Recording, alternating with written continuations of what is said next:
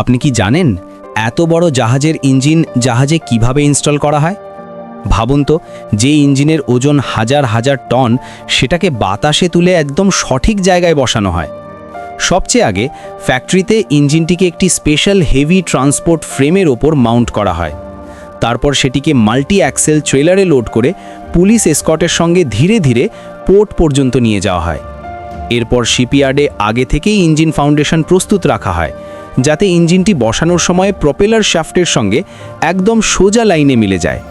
তারপর শুরু হয় হেভি ক্রেন লিফটিং অপারেশন। বিশাল ক্রেনের সাহায্যে ইঞ্জিনটিকে খুব ধীরে এবং অত্যন্ত সতর্কতার সঙ্গে জাহাজের ভেতরে নামানো হয়। ইঞ্জিন সঠিক জায়গায় বসে গেলে শুরু হয় বোল্টিং এবং লকিং প্রসেস, যেখানে বড় বড় হাই স্ট্রেংথ বোল্ট দিয়ে ইঞ্জিনটিকে শক্তভাবে ফিক্স করা হয়। এরপর একে একে সংযুক্ত করা হয় fuel line, cooling system, exhaust pipe এবং ইলেকট্রিক্যাল ওয়্যারিং কানেকশন।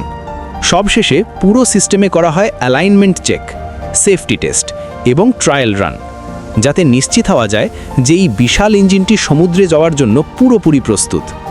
এভাবেই হাজার টনের এই দানবীয় ইঞ্জিন একটি জাহাজের হৃদয়ে পরিণত হয়।